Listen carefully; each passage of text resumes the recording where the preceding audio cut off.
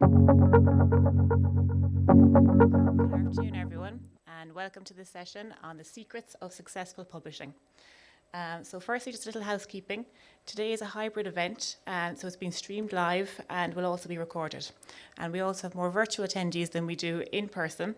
However, just to be clear, if we do have an emergency and the fire alarm goes off, we have the exit that we came in, and there's also one behind the lectern here as well. So that's the fire exit, and the housekeeping is done for that. So now that that's taken care of, I'm going to get on with the introductions. So publishing your research is a key component of academic research. But it requires familiarity not only with the announced policies, but also with the relevant tips and tricks. And today I'm delighted to have with us 4 senior academics from our UL research community who can give you the benefit of their expertise, both as authors and as editors of high quality journals. So each panellist is going to speak for a few minutes about their experiences, and from there we will open up the floor to questions and discussion. So please don't be shy. We're aware that publishing can be a very opaque world, and so ask any questions that you might have, whether they seem nosy or not. So to start off, I'm going to introduce our panellists. So our first panellist is Professor Anne Mcphail. She is Assistant Dean of Research in the Faculty of Education and Health Sciences at the University of Limerick. And she has experience as the Associate Editor and Editorial Board Member of journals. And she's published in journals in the areas of assessment, teacher education, the sociology of sport, and physical education. So Anne also has an interest in working and writing with and researching the experiences of postgraduate candidates and early career academics. Next, Anne, we have Professor Michael Morley. He holds the chair in management at the Chemie Business School. He's the editor-in-chief of the European Management Review, which is the journal of the European Academy of Management. And he also serves on the editorial boards of several other journals. His research interests encompass international comparative and cross-cultural human resource management, which he explores at different levels. He's published several books with, amongst others, Butterworth Heinemann, Oxford University Press, Palgrave Macmillan, and Routledge. And his journal articles have appeared in a range of outlets in international business, management, organisational psychology, and human resource management. And he was elected as the 2007-2010 chair of the Irish Academy of Management and the 2012-2014 president of the International Federation of Scholarly Associations Management. Next to Mike, we have Dr. Tina Marn. So Tina is a senior lecturer of English, and she's also the Assistant Dean of Research in the Faculty of Arts, Humanities and Social Sciences at the University of Limerick. She's the literature editor of 18th Century Ireland and series co-editor of Bloomsbury's Global Perspectives in Irish Literary Studies. And her publications include The Gothic Novel in Ireland, Travelling Irishness in the long 19th Century, Irish Gothics, Genres, Forms, Modes and Traditions, and Charles Robert Maturin and the Haunting of Irish Romantic Fiction. And she is currently co-editing with Jarlath Killeen the Edinburgh Companion to Irish Gothic, and with Ellen Scheibel a special issue of the Irish University Review on Irish Gothic Studies today. And her current research focuses on the global dissemination and the circulation of Irish Gothic fiction, published by the London-based Minerva Press between 1790 and 1820. And our final speaker today is Professor Jeremy Robinson. So Jeremy joined UL in 1992 from the manufacturing industry in the UK. His area of specialisation is engineering materials, and he's research active and publishes in engineering and materials journals. And he attempts to publish at least 2 to 3 peer-reviewed journal articles a year. He has 84 papers listed in Google Scholar and has a H index of 26, and he's been on the editorial panel of 3 international materials journals. He's also acted as the editor of a special issue of the journal Materials Performance and Characterization, which involved coordinating the receipt, reviews and acceptance of around 40 papers for the special issue. Now, each of our panellists is going to speak for a few minutes about their experiences, and then at the end we'll open the floor to questions. So to get us started, I'd like to ask Anne to share her experiences with us. Okay, thank you. Hi folks, and thank you for your attendance in person or virtually. We had a very quick conversation before we went live this afternoon, and I suspect some of what I share with you is going to be similar to my colleagues here, but there will be certain nuances with respect to our own personalities as well as our own discipline areas.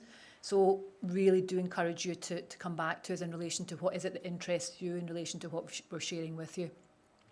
So I think we'll stay with insights into our role as editors, and we can talk about process issues, perhaps in hearing from you yourselves in relation to what is it you'd like to understand more of in relation to the process of publishing. But to start with, I'll give you an insight into, you know, this experience, my experience as an editor, perhaps for over 15 years now. And I think it's really important that you remember that those of us who serve that position, we serve it because we want to. Nobody's making us do it. We choose to do it. Most of us do it voluntary, and it's a huge commitment. So I don't think you need to worry that you're going to upset us in a sense of you're taking our time. We actually have decided that we will spend the time on fulfilling that role as editor. Now, there are ways you can upset us in relation to your submission and what you do or don't do, but I suspect we can come back to that in due course. I find the role hugely rewarding in the sense that I get to access literature and research that I perhaps aren't aware of, and I get to support new and exciting research and new colleagues in the field. So that in itself really keeps me interested and invested in the role. I also learn from the process, and I'm somebody who craves learning. And while a lot of it is procedural, there is a lot of reading and there's a lot of learning in relation to processing submissions. And it's a really, you know, it's a protected space for me in relation to give time to that as well. And I think my final point in relation to my experience is I remain humbled by the extent to which reviewers invest their time and their energy in completing informative reviews. I would say 98, 99% of reviewers are courteous and gracious in relation to understanding, you know, the trials and tribulations of trying to publish. So I have nothing but overtly positive comments in relation to editors that I have worked with and work with. And I would hope that you take that as a starting point in relation to feeling comfortable in relation to starting to think about publishing your work. Our job, or my job at least as an editor, is to establish and maintain a high quality journal content. So you have to work with the publisher of the journal and determine the direction or the focus of the publication. And it's our job to maintain that quality and that direction of the publication. So in a sense, we determine, you know, what types of research, what types of literature, and what types of writing or methodologies are supported by the journal. We have some flexibility in that, but we also are caught in relation to the publishers knowing what works for them. They obviously are interested in copy. That is, they're interested in how many people will access the journal. So we have a job to oversee that we're maintaining our side of the bargain in relation to the publishing requirements. Also, my job to look at being scholarly and fair in relation to how I communicate to those who have submitted. I need to oversee that, not only from my own perspective of what I think about publications or submissions, but also what other reviewers have said. So there's absolutely no excuse for an editor to send out a review that is blatantly rude or ignorant to any submission. It's my job to oversee that, to qualify how I change the discourse around that. And that's a huge onus in relation to maintaining fair and scholarly communication with yourselves. I think the other piece that we might get into, I suspect some of you are more interested in learning, is the actual screening and overseeing review process. What does that actually mean? So I suspect some of us have initial submissions and then first round of reviews, second round of reviews. Some journals do third rounds, some will take you out after second round. So I think we can discuss that nuance if you're interested and later on. And then the final thing in relation to the job that I do crave, and therefore I'm a big face-to-face fan, is actually lobbying for the journal. So opportunities like this, opportunities at conferences, and to hear somebody present something and to go up to them and say, would you be interested in perhaps working that up for publication? I'm not promising it will be a publication, but by all means we'd be very supportive of you submitting to the journal. So that in a sense would be, I think, one of the highlights of the job of an editor. It's not it's onerous, but it's an enjoyable, onerous job in relation to the people that I can actually access through it. And if I may, just one thing before I pass on, in relation to what would be my one piece of advice to people who are looking to publish. And I think the first thing that you spend more time on before you do anything else is actually choosing the right journal. I would rather you choose another journal than choose the journal I'm editing, because I would rather you choose the right journal than my journal, if that makes sense. So I think you need to start to identify what potential journals are appropriate to your work. Look at the aims and scope of the journal. Does your work fit with that? If it doesn't fit with that, do you want to try and massage your work to fit with that? And there are ethical issues attached to that. Read the aim and scope. Sorry, I think I said that. Read back issues. Now, I would suggest that you read, I'm quite cruel apparently, I would have colleagues read back 10 years, go back 10 years in that journal. Now, you just need to start to access titles or abstracts and get a feel for what has the flavour been in relation to the interests of the journal, what methods have they used, what have they left open to the readership, and look at back issues.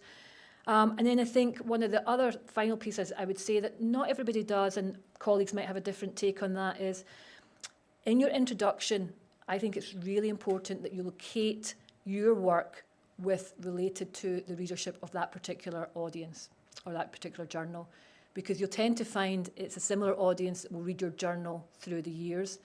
They could become familiar with the conversations in that journal. So it's really important that you convince them and the editor that you've deliberately chosen the journal because of the audience that you want to target. So those are just some initial thoughts, and I'm happy to interact with colleagues and yourselves once we hear from others. So thank you. Thank you, and that was really interesting to hear. So if I can ask Mike now to give his experiences and attempt to follow in your footsteps. Thanks so much, Anne, and thanks Aisling, and thanks very much indeed for joining us today. Maybe I'll just say a couple of things about the journal, and then a few things about the particular role that I perform, and then a couple of do's and don'ts that I've picked up along the way. So as Aisling mentioned, my involvement is with the European Management Review, which is the journal of the European Academy of Management. And it's a pretty busy role, actually, because we would get close to 500 submissions a year. And last year we published 45 papers. So it's a big job at the desk, and it's a hugely important one in the context of trying to bring through to scholarly publication the kinds of pieces that best represent what the journal is about and the aims and scopes that it has, but also that it's fair to everybody that submits. So in a captive audience of 500 submitters, generally, there are a number of people who are going to walk away with some level of disappointment. But in all of that, one hopes that that disappointment actually gets translated into useful feedback so that ultimately their paper makes it through to publication, perhaps not in our journal, but in another.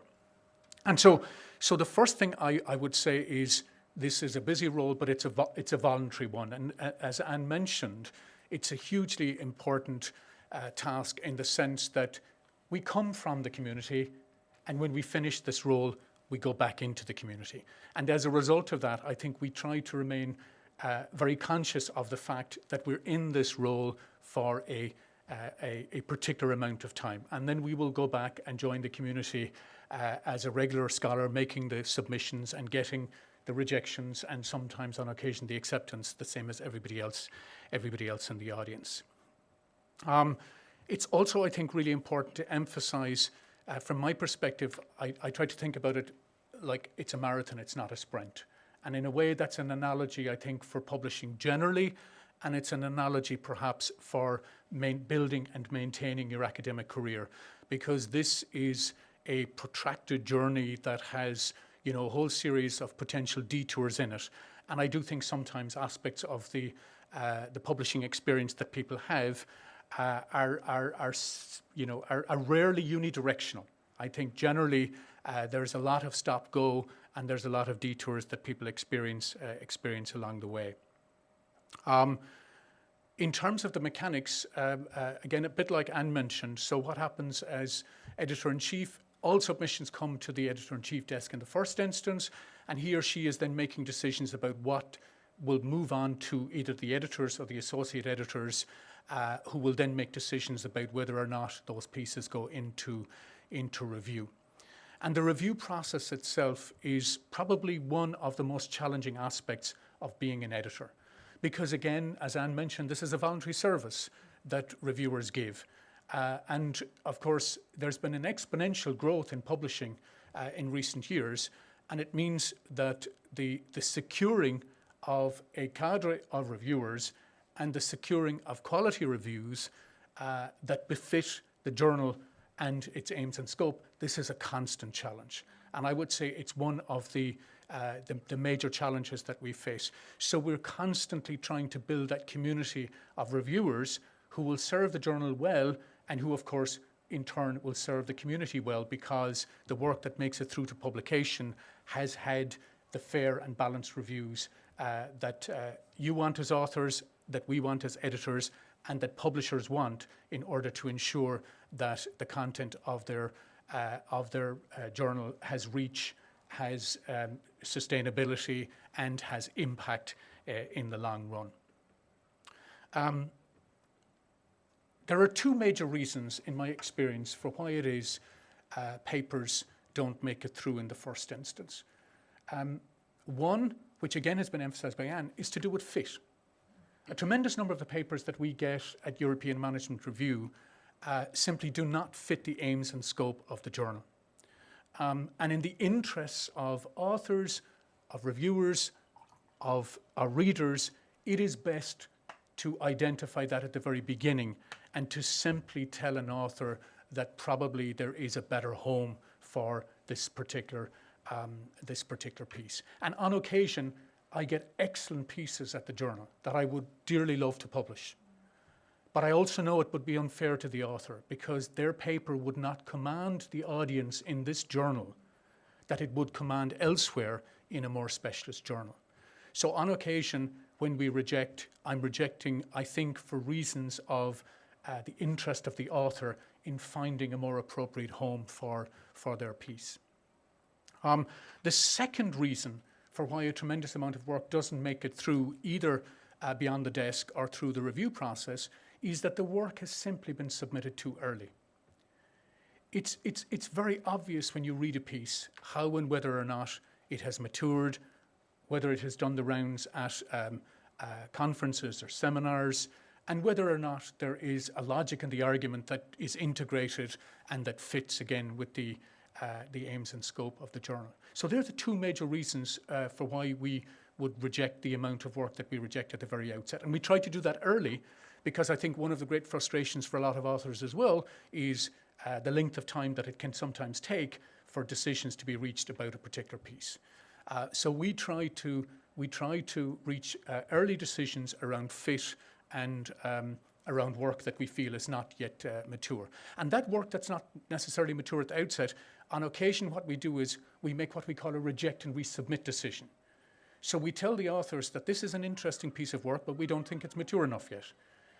But if and when you want to work on it more and you want to consider our journal again, you're welcome to resubmit in due course, and we will then consider that to be a new submission, and we will start the process again. Two final tips, and then I'll turn over to my colleagues here. The first thing I would say is in terms of getting past the desk, if you like, and again, Anne mentioned this, and I think it's really important. Scholarly publication is really about joining conversations, or on occasion, it's about starting new conversations. But for the most part, you're joining some pre-existing conversation. And so it's really important to understand the conversation that is going on in that domain space, and in particular that is going on in that domain space in the journal that you're targeting. And like joining any conversation, there are segues into joining the conversation. There are neater ways of doing it, and there are less neater ways of doing it. But I think fundamentally it's really important to remember, as the wonderful Anne Huff says, it's about joining conversations, and you need to think about how it is you can best join that conversation. One of the ways you can really do that is arm yourself with as much knowledge as you can about the conversation that has previously been rehearsed, and in particular in that journal. And the final thing I would say is any scholarly piece has a clear route map for the reader. I think sometimes as we get more specialist in the work that we do, we can make the false assumption that readers will understand what we're writing about. And in general, in the first draft of a manuscript, in my view, it is better to make the assumption that the reader will not know what you're writing about. They will not know the phenomenon of interest. And therefore you potentially explain what it is the piece is about. I think that's really important, and as the editorial process develops, you will eventually, of course, have some of that pared back. But it is a safer way to join the conversation by having a clear route map for the reader who, in many instances, will not necessarily be familiar with the domain interest that you have or the particular subdomain area in which you're working. So they would be my two tips: understand the conversation in the journal, and then finally have as clear a route map as you can in the first instance before making that submission. Let me leave it there for now, and I'm sure some of the questions as they come will allow us to pick up on some of those points. Thank you. Thank you, Mike. That was some great advice there. Tina, can I ask you to take up where Mike left off and give us your experiences? Yep, sure. Thanks very much. Thanks, Anne and Mike, for those insightful comments. I mean, a lot of what I'm going to say is kind of repeating what's already been said. And what I am going to say is based largely on my experience as co-editor for 18th Century Ireland, which is a multidisciplinary journal founded in 1986 that is the Journal of the 18th Century Ireland Society. We publish an annual journal that is devoted to cutting-edge research on basically the Irish experience in and of the long 18th century. And a lot of the material that we would publish would come out of our annual conference. One of the, as Anne mentioned, one of the great kind of privileges of my job as co-editor is to speak to presenters at the conference, encourage them to submit to the journal. And indeed, this is, as Anne and Mike mentioned, this is voluntary work, and it is a lot of work as an editor, but it is also a privilege, and it's a privilege to be involved in reading and encouraging and fostering really exciting new research. And I kind of came in here with a list of my 5 top tips for publishing. And these aren't specifically related to 18th century Ireland, but the top tips that kind of come out of my experience with 18th century Ireland. And again, the first 2 have already really been covered by Anne and Mike. And I think the key one here is to do your research, right? Know what the journal is about, read the back issues, make sure it is the right fit. Because I'd say, as Mike mentioned, the number one reason why we as editors in 18th century Ireland would reject an article without sending it out for review is that it just isn't the right fit. Now, it is a niche area, right? 18th century Ireland, it's a niche area. And we publish primarily in literary studies, history, and Irish language, literature, and culture. So it's also a bilingual journal. So if it doesn't seem the right fit, that's going to send alarm bells or ring alarm bells for us as editors. But it also, doing that research also allows you to, as Mike said, enter into that conversation, which is also important. Relatedly, know your audience is really, really crucial. For a journal like 18th Century Ireland, which is, it's published by Liverpool University Press, so it gets a wide readership in that, from that perspective, but it's also mailed out to all of our members, our society members. So our principal readers are society members. So the idea is that, or part of what I think of as important for writers is that they're entering into conversation with our readers. And a lot of our readers are society members. And this is the case for many 18th century publications that are published by societies. You are speaking to their membership. And it's important to know what that membership is. Our members are drawn principally from Ireland, the UK, and Europe. We have some members in Canada and America, but you're really speaking to an audience that is very familiar with Ireland.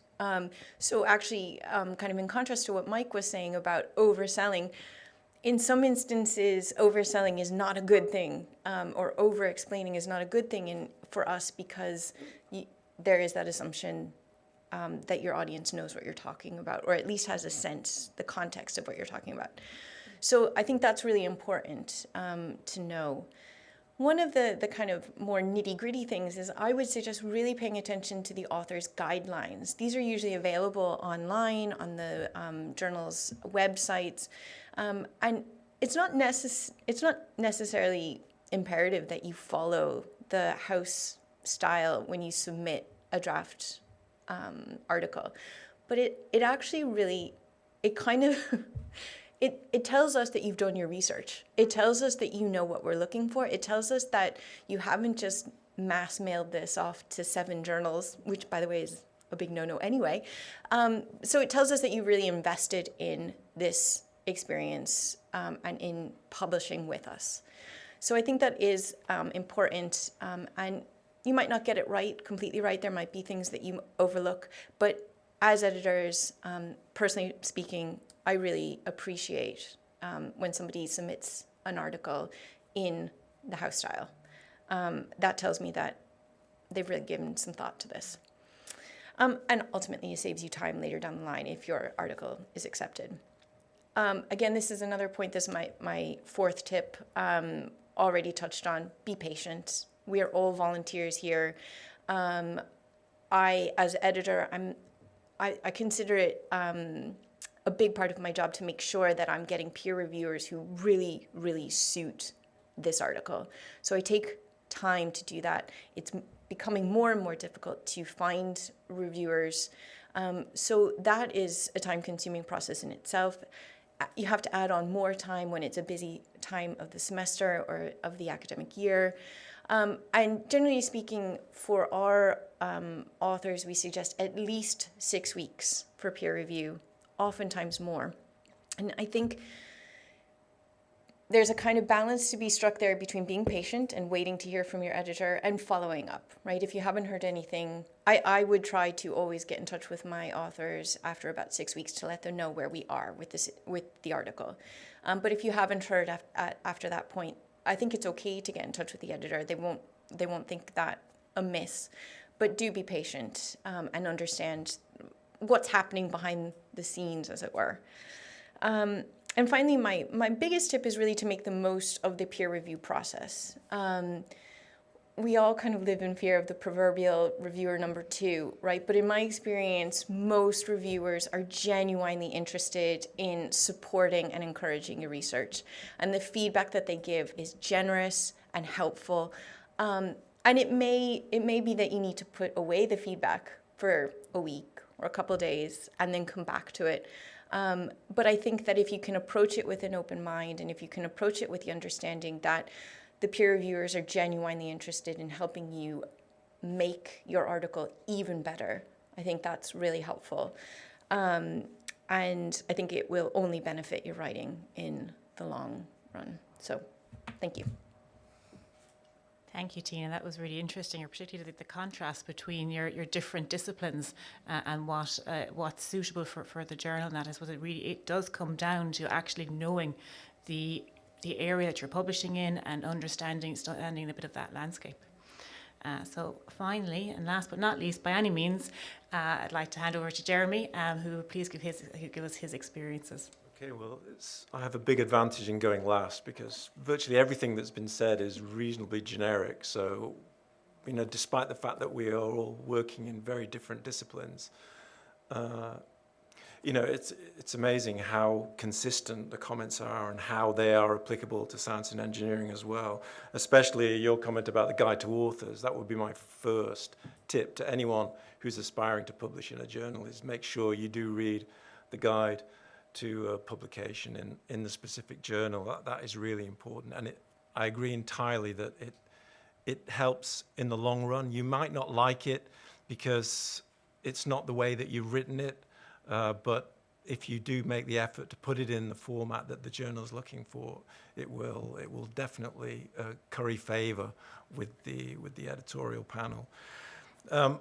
My other point would be that to make sure you always pick an appropriate journal. I know we are inundated to, consider things like impact factors and top quartile journals and all of that sort of stuff. And that's all valid and true. But, in my opinion, it's better to pick an appropriate journal, instead of just picking one with a good impact factor. If you pick a journal where you have found papers that you found valuable and are consistent with the work that you're doing, I think that's more likely to get you citations than going for a high-impact journal, which is inappropriate. In terms of what I've done in the past, I've sat on editorial panels, and I really looked into those. I was basically asked if I would join editorial panels. Now, I suspect most of you who are watching this have already been asked to sit on editorial panels, but you have to be quite careful these days because there are journals out there called predatory journals, and you need to watch out. These are journals that I think would ask people to pay to publish in the journals, and that it's up to you. You can do that if you want, but it's not something that I would advocate. And it's very easy to get on the editorial panel of those journals, and they don't really ask you to do anything anyway. So yeah, you can put it on your CV if you want, but it's not going to get you that many brownie points. So, but I did get asked to sit on the editorial panel of some reasonably good journals, I think, and those were journals that I had published in as well. And it certainly doesn't do your career any harm to get on the editorial. You can put it on your CV and when you go for promotion.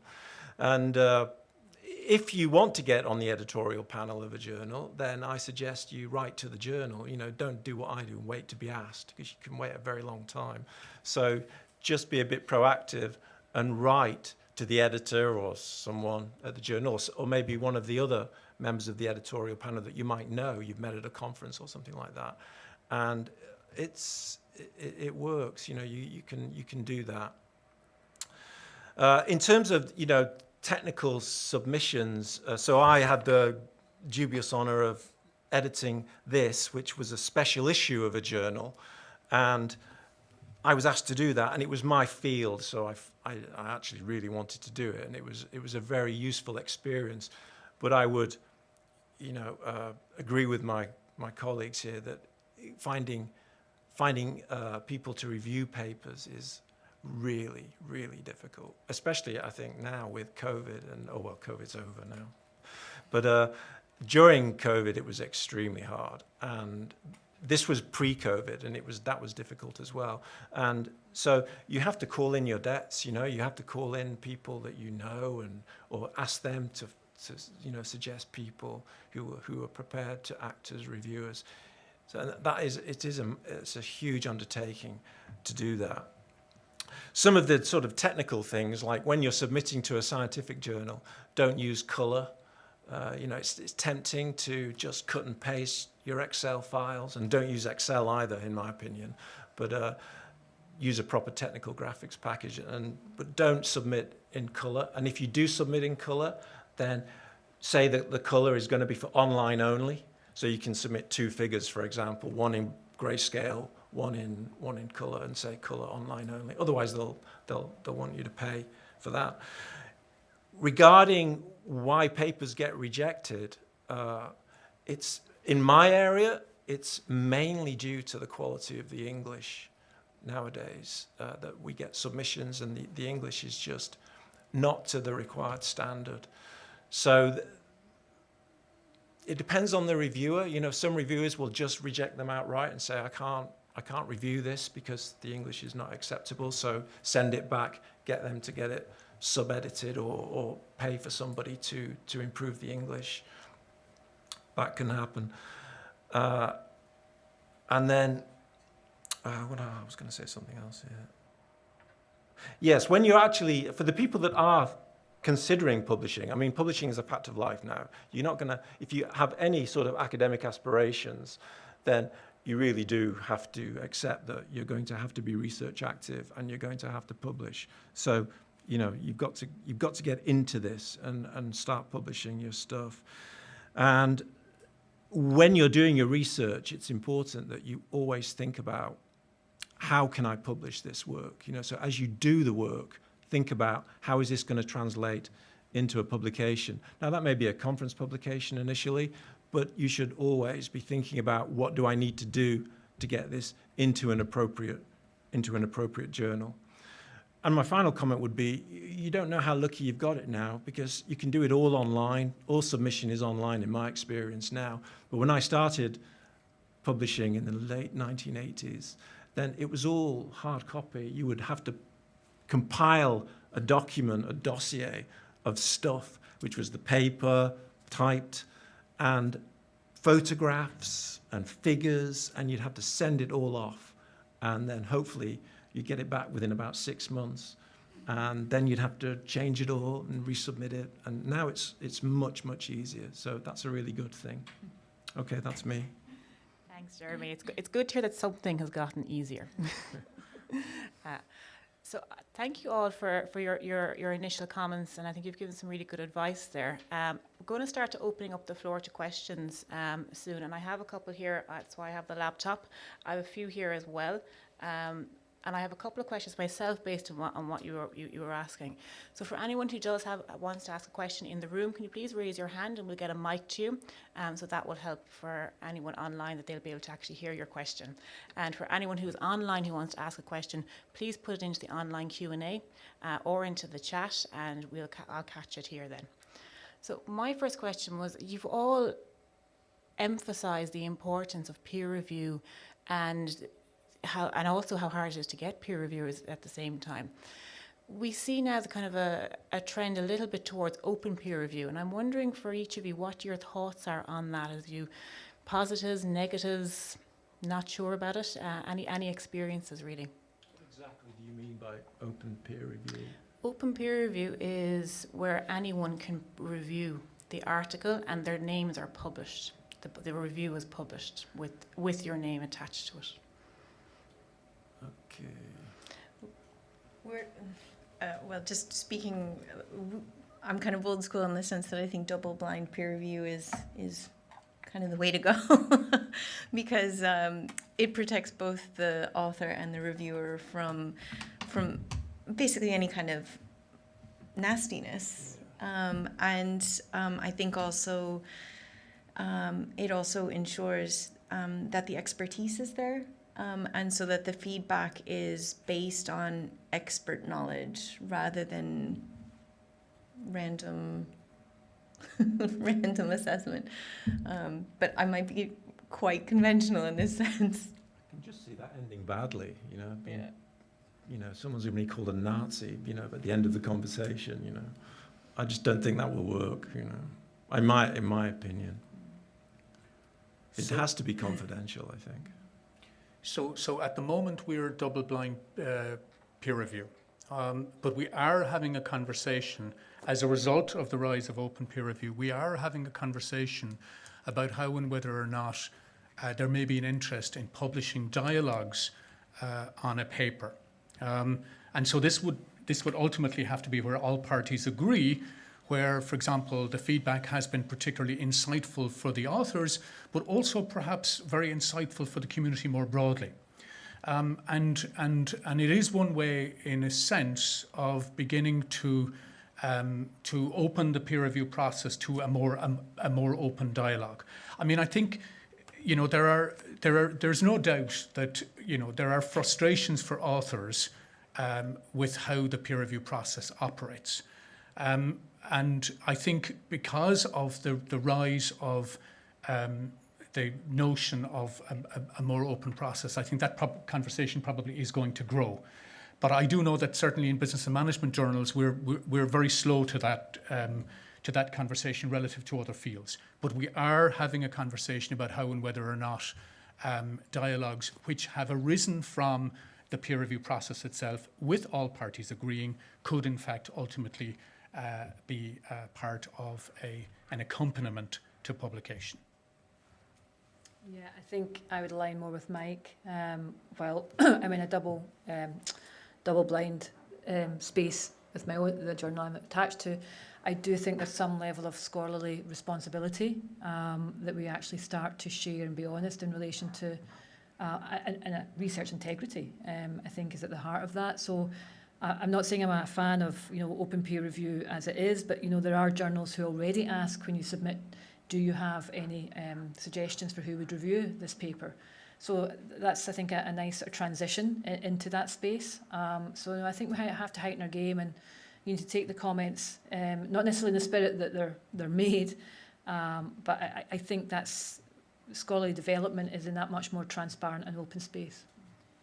I think what you just mentioned there, Anne, is something that I'm a big advocate of open science, but open peer review I do have concerns about, mainly because I do think for early career researchers in particular, the learning experiences from the peer review process are just so valuable. And if you haven't come through that, they don't have the wealth of experience that have come through, that something gets lost in the mix there. That maybe open peer review works very well where you've got very established researchers who perhaps know each other's work very well, and then it's more of a collaborative process in that way. That's a fair comment, but I don't think we should be making excuses for people who are in the field that don't have that empathy or skill set to actually communicate effectively with early career academics. Rather than ignore it, I think we need to find a way in which we can actually enhance it. But your comment is fair. Yeah. Sorry, I didn't mean that empathy should be No. not there. It's just I thought that some might prefer an open dialogue, shall we say. But empathy, and I think responsibility and being respectable to people is something that is key with all peer review, I think. That. So I've got a few questions here coming in on the online Q&A, but if anyone in the room has a question, please do raise your hand and we'll get a mic to you when we need it. So I've got one here. Hi. Ooh. Hello. Hi, so my name's Tim. I'm a third-year PhD student in the Department of Physical Education and Sports Science. I've got a question along the lines of peer review, again, and I'm not 100% sure if it's as relevant to editors as it is maybe to publishers, but given that all of you said it's quite tough to get to actually get reviewers as well, and as well with a lot of open access journals with APCs, kind of like the processing charges continuing to go up. Is there any dialogue in any of the journals around potentially paying reviewers for their time, basically, in their journals? Not to my knowledge. Not at the moment, no.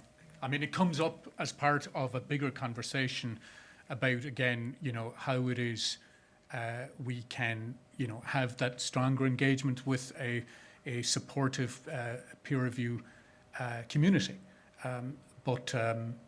But it's not moved beyond that, I have to say. Okay. Thank you. In my own journal, what we've done is we've actually added in another layer between the editorial, between the editors and the editorial board.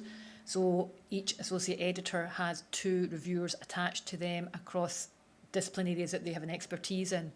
So what that does is it ensures that those 2 people who have agreed to be in that post, they know their workload will be higher than perhaps random editorial board members that we approach. So we actually have an editorial board. We then have reviewers attached to each associate editor, and then we have an editorial board. So editors, 2 people attached to each associate editor, and then an editorial board. So we're guaranteed that those people in the middle will always be there in those areas of expertise. Now, they've agreed to do that. Everyone has agreed to do that without pay, but it does give you some stability in relation to having, carryover or transparent discussions longitudinally. How many would they be asked to do each year, for example? Yeah, it's a good question. Depends, yourself in relation to their topics that are of interest at one point and then another. Yourself when you look into the online system, you can see how many they currently have at the reviewing and how many they've done within however many days. So, you could be looking at like 1 a month anyway. And those people have agreed to do that. There'll be a particular point in their career where that actually helps, that intense piece, and then they can come out. Great. Thank you. Okay, I have a question here from online, and the authors asked this response asking, how does the editor handle situations in which the 2 or more anonymous reviewers reach different conclusions regarding their recommendations to accept or reject the paper? Well, in my experience, you ask somebody else to have a look at it as well.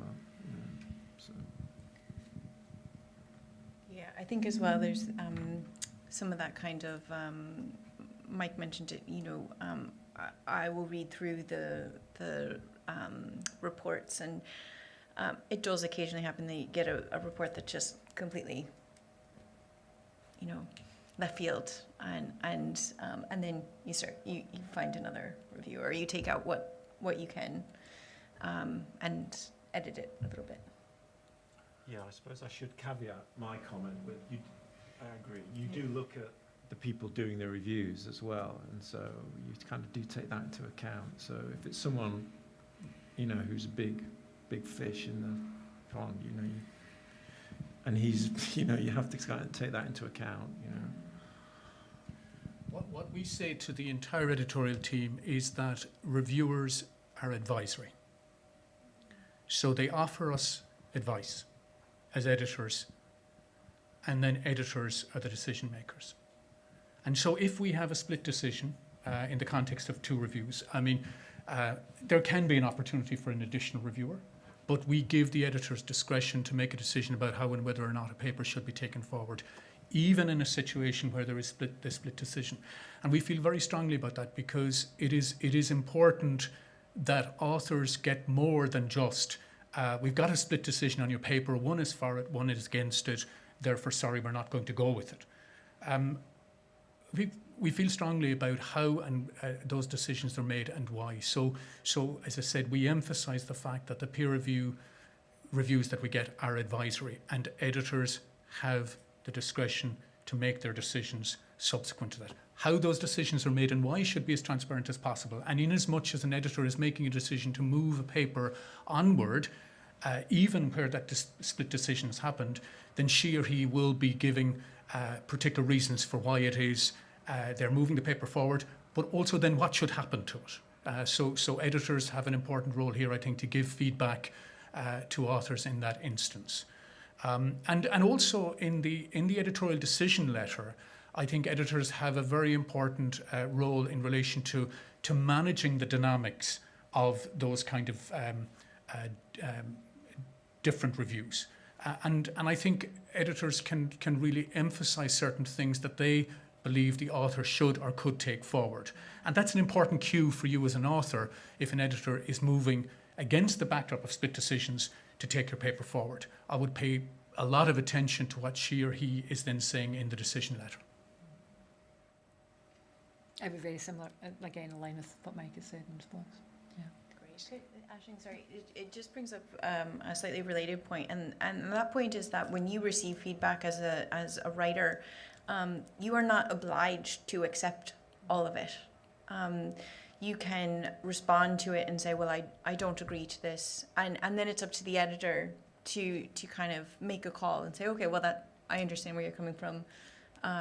So the feedback is in a sense discretionary, but what we do, for instance, is we ask our authors to, when they're submitting their revised articles, to also submit a kind of response to the feedback that indicates, okay, well, I've accepted this, and actually this doesn't make sense in the context of what I've written, so I'm going to leave that. And usually there's a there's a bit of room for a kind of conversation almost to happen there. So. Yeah, that would be true in science and engineering as well. We call it a rebuttal. Okay, so the conversation is a very important part of that peer review process, and to use that as well. Very interesting. I have more questions here online, so if anyone does have a question in the room as well, do put up your hand, but I have quite a few here. So the next question I have is, what's the issue with creating graphics in Excel, and what are good alternatives? Here we go. Well, Excel is business graphics. Basically it's a spreadsheet, and it's not a technical graphics program. So I don't know. I don't think that Excel is capable of producing publication quality graphics for science and engineering journals. And I've yet to see any, I think, that would make the cut. What software would you use then for Well, creating things like graphics? Origin and Sigma plot, packages like that, that are geared up to produce journal quality publications. You can try Excel, you may get it through, I don't know. But I find it's too limited, you know, for what I try to do with it. I'm curious now, is that kind of related to your discipline, or do the panelists think the same? Oh, sorry, Yeah, yes. sorry. Sorry, I see what you're saying. Yeah. I typically don't see articles with Excel charts or anything like that. But I mean, I suppose a related issue is images. We will often have people wanting to include an image, a portrait, or similar archival imaging. And that can be great in the sense that it's really lovely to have images in the journal, especially color images.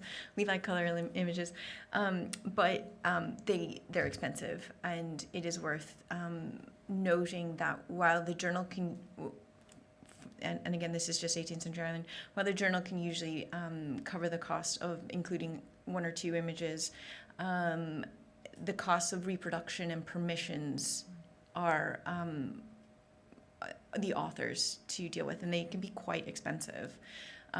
So if you are thinking of trying to include an image with your article, you will need to kind of sort all of that as well. And editors can help in the sense of this is what you need, and this is the kind of format that I need to publish. But the costs of that can be quite significant and are on the author. For us, it's not a major issue. It depends on, you know, the phenomenon that the paper is exploring and the analytical technique used.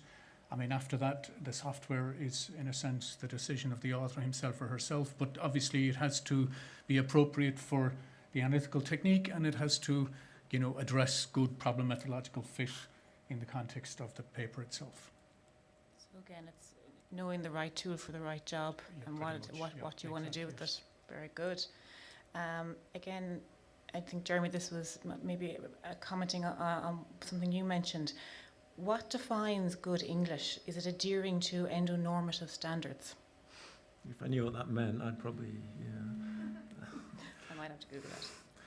Well, it has to be, the meaning cannot be lost in what you're reading. So as you're reading it, it has to meet a certain standard, you know what I mean? So that it's understandable. So that the worst thing that can happen is that where the technical meaning of what you're writing is not understandable from what you've written.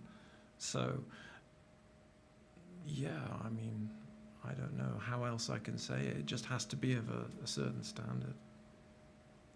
I think the challenge for that, and Ger was much braver. I wouldn't have made the comment that he did make about English. I think there's a sensitivity around that if we are looking to be an all-inclusive, you know, community.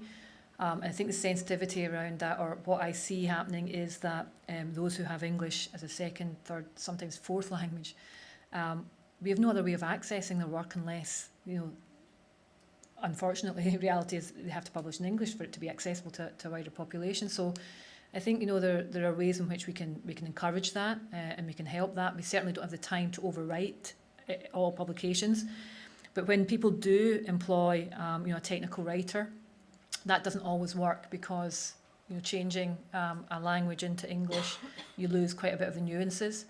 So I do feel for those who are looking to try and, you know, polish their English to an extent where it will be acceptable for a journal, and in doing that, it actually reduces the readership or the ease of readership for it.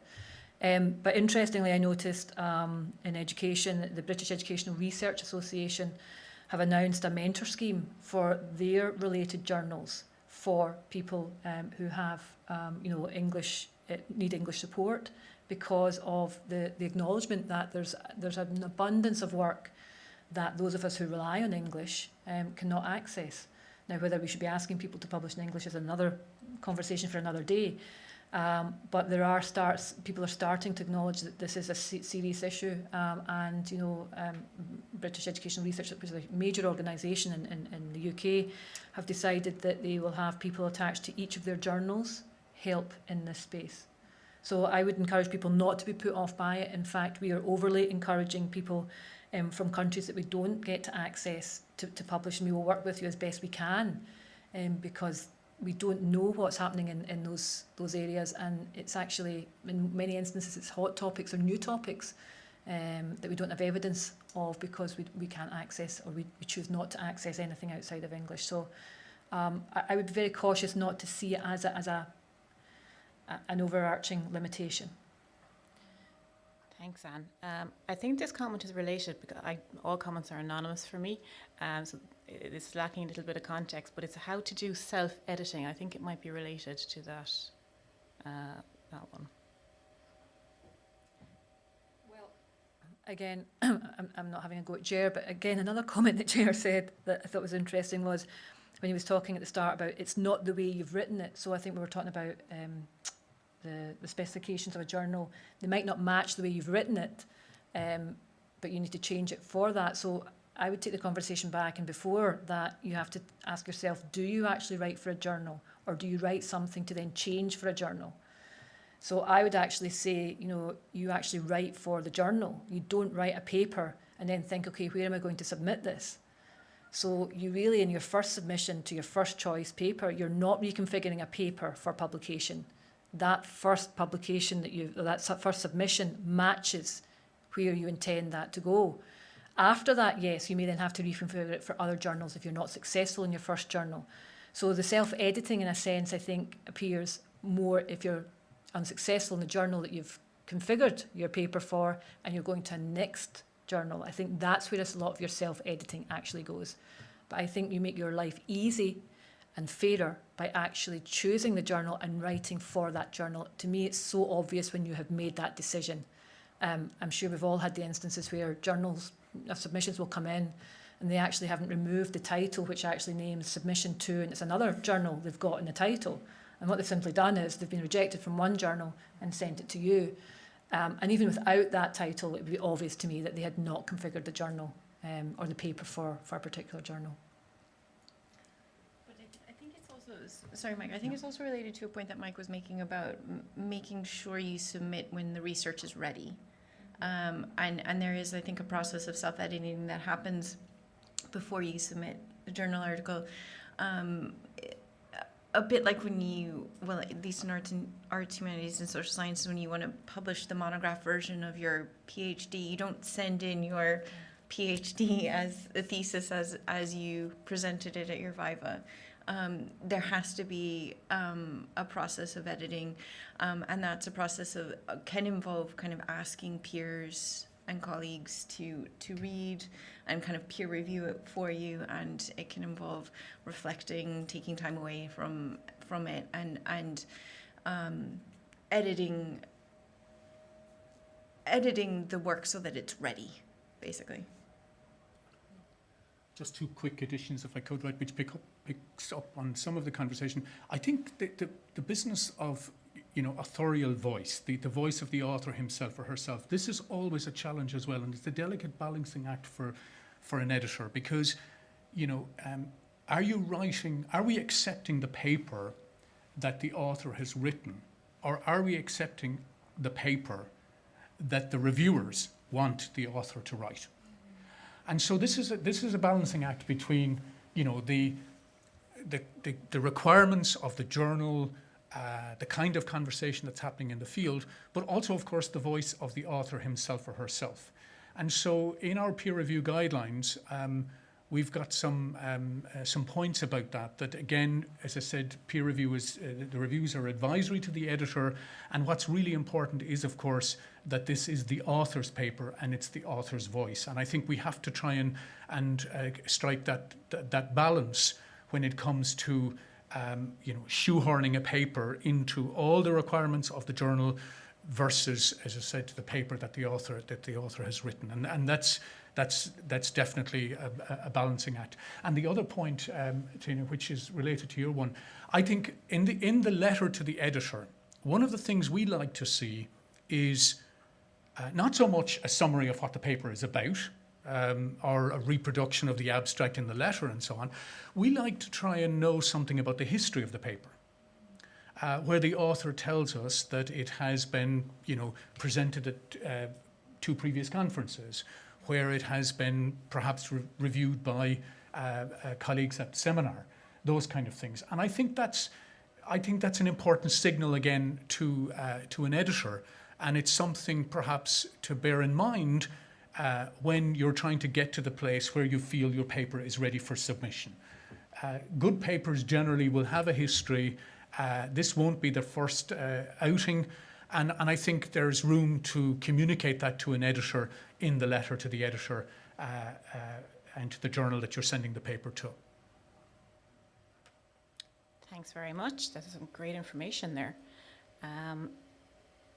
This is a question about editors and what are the qualities that make a good editor and what is it that you look after? So what are your responsibilities, your main responsibilities? So some of you I think already mentioned this, but if you'd like to just give another quick few comments. I'd started with 4. Like the job, I'd said 1, it was to establish and maintain high quality journal content. 2, to have scholarly and fair communication between the journal and colleagues who've submitted. 3, to screen and oversee the review process. And 4, to lobby for the journal. In relation to what perhaps makes a good editor, I think it's an appreciation that at some point you were there where other people are in relation to looking to start a career and have some momentum behind publishing. I think we've all hugely benefited from people giving of their time, and in a sense it's giving back. Sounds a bit twee, but I think that's my genuine interest in it. The system has been fair and good to me. I've learned a lot through it. And I think it's time that I step up and provide what others did for me as an earlier career academic. I feel very similar, I have to say. I mean, if you're fortunate in your own career to get through some of those benchmarks or milestones, or call them whatever you want, there comes a point in time where it's about the next cohort of people coming through, and it's about the ideas that they're going to bring to the field that you're passionate about or that you're interested in. And I think one of the things and actually Anne made this in her opening remarks, one of the things that's really important, I think, is that, it is interesting to you. The day that you're not interested in doing it, the day that you're losing interest in doing it, is the day to probably say to yourself, maybe I should probably think about whether I want to continue to be an editor or not. I mean, it's a tremendous way of keeping abreast of what's happening in a field, and especially in a journal like ours, because ours is a general management journal. So we get papers in strategy and human resources and marketing and OB, etc. And so if you're editor-in-chief, you really get to see a diverse cohort of work coming through, and it can really keep you up to date on all of the really interesting and exciting things that people are doing. So I think remaining interested in the process is hugely important, and I do think constantly reminding yourself that you are doing a service for the community, and you will step out of this role, and somebody else will step in. And I think you always strive to leave a journal in a better place when you leave than when you got there, or at least on par, and hopefully a little bit better. And then I think you can walk away reasonably contentedly that you've done your service and you've done your community and your journal some service. Jeremy, you already gave some tips on this, so this is just kind of an add-on that I'm thinking of. But if somebody wants to become an editor, what's the kind of route that you would advise them to take? Well, I don't know about editor. I mean, there's better qualified people here to talk about editor, but yeah, I mean, the way I managed it was just by being research active for a long time and then creating, a sort of like track record in a field, and then being asked to, or you can even, another way, if you do have a very specialized field and you, I mean, this is what journals are always looking for as well, is they're looking for special issues, and they're looking for people to suggest ideas for special issues. And so, that's another way of getting in as well, is that you can approach a journal and suggest that, what about a special issue in this, which is, an area that I've got a big interest in. And I know that the last journal that I was on the editorial panel for. They wanted to see all members of the editorial panel suggesting, titles for special issues, because they felt that was, a big part of what they were doing. So that's definitely a way in, to do that. I don't think you wouldn't go straight into being an editor. I think, you need to get your experience of, journals will take people open arms in relation to, getting yourself on as a reviewer, get some experience as a reviewer, and then through that, depending on how effective you are as a reviewer and how engaging your reviews are and fair they are, you may well be asked to sit in an editorial board, and then from there the conversation might arise depending on the levels of operation, to an associate editor board and then to editor. That doesn't necessarily need to be within the same journal. You could get experience in one journal in relation to being a reviewer and move perhaps to an editorial board on another journal. Some of us, I suspect, have traversed across a number. So at some instances I've been an editorial board member of one journal and editor for another. So, I think be proactive and let people know that you are interested. And I always encourage, PhD students at a point in time where they're comfortable and they've have sufficient experience to review with me. So I'll say that I'll mentor them through maybe 1 or 2 reviews for a journal that I'd be attached to. And then I would oversee maybe their first 1 or 2 solo reviews, and then from that they have some history that they can actually ask that they become a reviewer in their own right. And I think from there then it would build up. I don't think anyone's rushing, I'm not sure, but I wouldn't be rushing to become an editor without some, a number of years' experience under your belt. It's a huge commitment. Yeah, similarly, I mean, for the most part, it's signing up to be a reviewer in the first instance. So many journals have a platform where you can literally sign to be a reviewer, and your name will be on their reviewer panel. And I think that's a very good way to start the process, if you like. And it's also actually very good for one's own writing to be a reviewer. I think it's helpful to our own writing to serve as a reviewer on other people's scholarship. So one of the things we have, most journals have this, I think, is they have a reward or an award annually for best reviewers. So what we do is we try to identify who our best reviewers have been for the past year, and that's an important signal to us in the journal to say this is somebody who is doing an excellent job as a reviewer, giving very good service to the journal, both in terms of the number of reviews that they're submitting or they're signing up to do, also doing them in a timely fashion. And that's often a signal over time that this is somebody you may want on your editorial board, your editorial review board. So sometimes we will invite people who've been ad hoc reviewers to now serve on the editorial review board. And again, they will continue to do reviews, but now at least they're publicly acknowledged on the review board itself. Subsequently, if people find that reasonably rewarding, and as they move through their career, being an associate editor for a period can be helpful. I, a number of years ago, was associate editor for the Journal of Managerial Psychology, and I found that very helpful to really understanding how the editorial process internally works. And in my current role, I'm a totally accidental editor. I didn't look for this role. I didn't apply for it. So though some journals do have an open process where you apply, they will call for editors and you can apply for the job, apply for the role. But in my case, it was rather accidental. And in getting the call to ask to do it, I made a decision at that point in time that this was something that I would do for the reasons that I mentioned earlier. I suppose my experience is slightly different in that I think the journals that I work with tend to be smaller, and also arts, humanities, and social sciences journals. A really good way of starting to kind of get involved with the journals is not necessarily to peer review, but it is to write book reviews. And we are sent new publications each year by publishers who are interested in having these books reviewed. And so often people will write to us as editors and signal their interest in writing book reviews.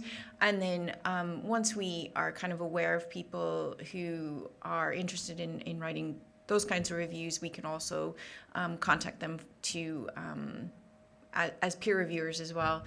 And another kind of element of it is this journal being connected, as I said, to an academic society. Being involved in the society is probably the number one way to become more involved with the journal. And that was certainly my experience. And like Mike said, this wasn't something I applied for or asked to do.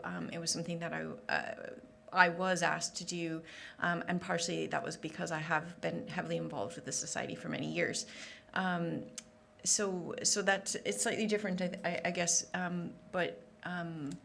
Yeah. I think it's fascinating, and I think a lot of you have highlighted the kind of the community aspect of your disciplines and how important that is towards moving towards editorship, which is very interesting. Now, I have a question for all of you here, for the panel. So as an author, there is always a sense that if your results do not support the main hypotheses or views in the literature, that the paper may be difficult to get published. This creates an issue of publication bias, as published papers tend to support the dominant theories. And what are your views on that point?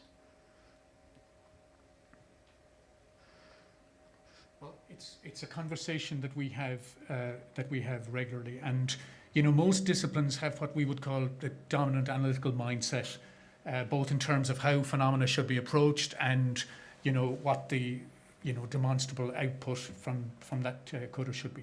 So we have a very important conversation around that, and it is really important that we are totally open about, and that authors are transparent about the scholarship itself.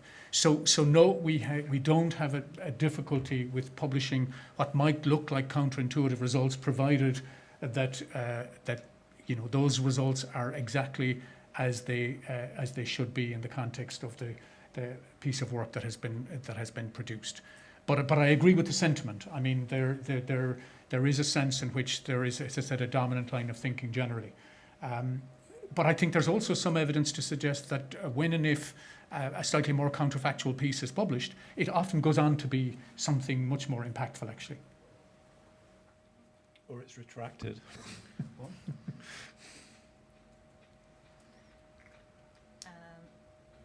Very interesting.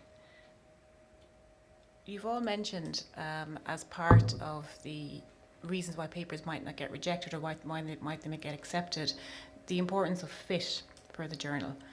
And I'm conscious myself because I know I have a fair idea of how many journals there actually are out there, and it's in the tens and tens of thousands. So what advice would you give to early career researchers on targeting journals, on finding what the best journal is out there? Because there is so much. So how, any advice you can give on that? Well, as I said when I was talking before, it's finding journals that you're citing. So in your work, if you're citing papers from those journals, then obviously the fit's quite good, I would suggest. That's certainly the way I tended to do it over the years. So I have a very small number of journals that I actually publish in now. And, because I know that the content suits, it fits the journal, and I get cited by that, by that journal, by other papers that get published in that journal as well. Yeah, I would agree with that. I think, your first point of contact is to go to see whose work are you pulling on and where is that work being published. Now, what that does do is there's a certain level of reproduction of that work in that same journal. And what you need to decide to do is, do you want to break that cycle and take this discourse that's become very prominent in one journal to another journal to actually educate another audience and reach another audience? So I think that's where the challenge is. But certainly as a starting point, you look to see where are your points of contact in relation to your evolving argument, and whether you want to stay with that in that space, or is it time to work outside of that space and educate another audience?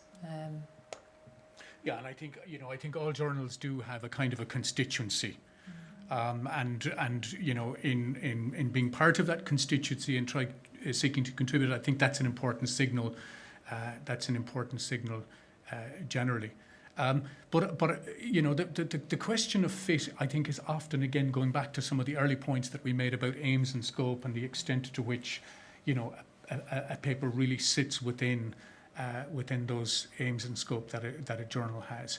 And, you know, doing homework on that front, I think, is important, because, you know, once you make a decision about the target journal, then of course you know, the last thing you want is to be rejected for reasons of fit. So I think anything that you can do to front load, you know, that process is important, actually. I would agree with everything that's said, but I also would really recommend the kind of community aspect of this, and also mentorship, right? Especially for early career scholars. Talk to your supervisor, have faith in your supervisor, and their recommendations. They're more familiar with the research than you are at this stage, and you know, I think you can trust their recommendations, or at least trust that what they suggest to you is worth following up on. So I think that mentorship is probably crucial, especially for early career scholars who are less familiar, perhaps, with the field. So it is about kind of joining up those dots between what your supervisor recommends, what you're actually citing yourself, and then saying, right, now we need to align this to those journals, and does it actually fit my research as a whole? And what kind of impact you see your research making, and where? Yeah. That's not to make an excuse for not being informed by theories or frameworks outside of your discipline area. So I think, you know, we all advocate for best fit. That's a safe space. You know, something that doesn't necessarily fit initially is perhaps informed with, you know, literature outside of what your safe base is. And perhaps that comes with experience in relation to, you know, pushing, you know, linking a theory with a concept that hasn't been done before, you know, in your discipline area. I think that's something, so best fit to begin with, but then I think you can start to explore and push the boundaries on that as you become more experienced. I think we have a question from the floor. Thanks very much, everybody, and fantastic sharing of really, really insightful tips and advice, not least for, I think, early mid-career PhD students, but also for more advanced levels, because these challenges face us all right the way through our career. And I suppose just a couple of maybe comments or observations that really resonated with me, and I think it's about this notion that it isn't just a once-off decision about choosing a journal at a particular time only. It's about maybe an investment and a reward over the longer term, you know, that this is a big decision ultimately about where you want to position yourself. That goes to quality of the journal, but also, you know, the area you really want to join that conversation, and as has been said so articulately by the panel. And what I suppose, I've just two very quick maybe examples to give where I've seen real reward for the investment that I've been lucky enough to be mentored to put in. And one is around that, exactly that trajectory where you would be a reviewer, maybe based on the original articles that you submitted that were published in the journal, that then invited you to become a member of the editorial review board, and then an associate editor in my case, and then a special issue journal editor. So in some ways, all of that is a huge reward for the investment in not only publishing, but reviewing and being loyal to that journal and understanding all of those important aspects around scope and fit. And then the second thing, I think, to the point around the quality of the journal and maybe being more focused as you advance in career, I think you're also getting a lot of reward for your investment when you do go for those maybe higher level or higher quartile journals, because the quality of the feedback is so exceptionally high. In some cases, triple blind reviewed, plus a summary by the associate editor, plus a decision letter by the editor themselves.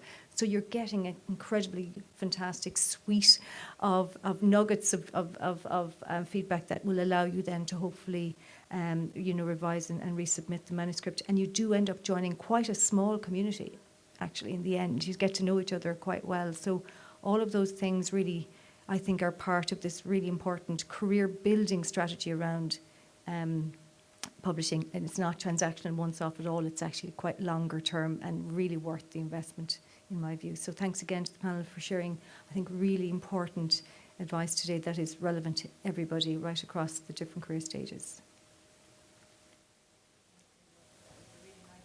summing up of, I think, of a lot of what our panel wanted to get across to people today. And I think on that note, unfortunately my laptop is dead. I did have a quick look through the comments. There was only one left that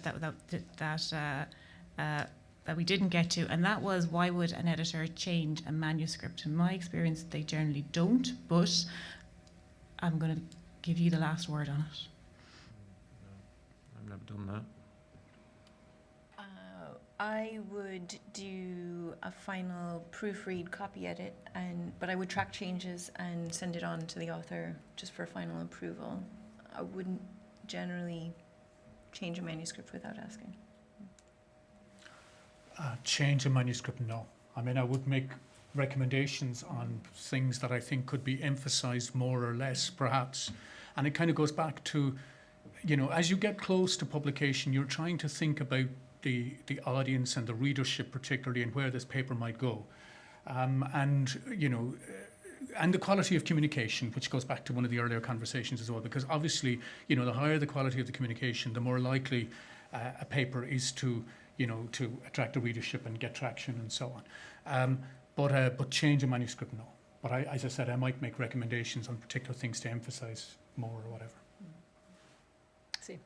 Yeah, that was my feeling. I think the only time I've ever known it happen was with the author's naming convention. If it hasn't been placed in the correct one, that the editor might just change that. And also house style. House style, yeah. Just basics. Okay, I I just have 2 comments. Oh, sorry, Jeremy. No, it's okay. It's okay. Just tips, I suppose these are. But if you are reviewing a paper, then in my experience, receiving editors, they like to see you make the call. Like, don't hedge your bets. Don't. Well, I think it's maybe okay or could be good, but they just want to see you reject with minor amendments, etc., and explain why. Be very clear why you're making the decision that you are. So that's one. The other one is, which, it's a bit controversial, but the editor of one of the journals that I was involved with, he encouraged us to encourage submissions and the authors of submissions to reference and cite papers from that journal. So I don't know whether they count as self-cites or not, but like if there was a review paper, for example, in a specific area that had been published in that journal, he said, well, it was a he, so he said that should be referenced, as opposed to one from another journal. He wanted to see his papers from that journal being cited in the journal. Now, I don't know whether I agree with that or not, but that was just something that was said. So, in some journals it might work. You might get a positive benefit from doing that. Maybe you'd like to comment whether that's something you would encourage. I'll let you off with that one, Ger. I'm getting tired. I think there's one comment not related that I would make, and it's more in my role as Assistant Dean for Research. I think even before we start to look at submission and publication, I think it's really important that early career academics become familiar with research integrity. And I'm thinking particularly about authorship. A lot comes across my desk in relation to people who've fallen out with supervisors or other, co-PhDs because there's been a paper's been submitted for review in their second author as opposed to first, etc. So my plea would just be, if you're coming into this relatively new, that you do familiarise yourself with research integrity guidelines, and UL has them, and there's a particular element that talks you through authorship, and have those conversations before you even start to compile a paper, because it does matter in relation to authorship and who does what and the roles and responsibilities that people have. And I would just, ask that early career postgraduate students or early career academics advocate on their own behalf for making sure that they are being treated fairly in respect to their own work. Okay, as we're almost out of time. If any of our panelists have any final comments they'd like to make before we finish up? Last thing I would say, and I've said it previously at fora of this kind, I would try and, in as much as you can, try and sit in your reader's chair. I find it fascinating to look at retrospectively where work goes that's been published and who reads it and who cites it and so on. But in as much as you can, sit in the reader's chair, and that might help connect with the audience. Okay. So thank you everyone who's attended, both online and virtually, and thank you for all your questions. We've had a fascinating discussion. I think I've learned a huge amount from it, and I'd finally like to thank our panellists who have given us their time and their huge expertise. And I have to say, I don't think I'm the only person here who's been fascinated by the the differences in discipline that can happen, but also the commonalities that are really there around the principles of publishing and the ethics and integrity of that. So thank you, everyone. Could I ask, as we're leaving the room, if you wouldn't mind trying to keep the noise down. It is reading week. We have a lot of stressed students out there. So if we can keep the noise down a little bit as we leave, I'd be very grateful.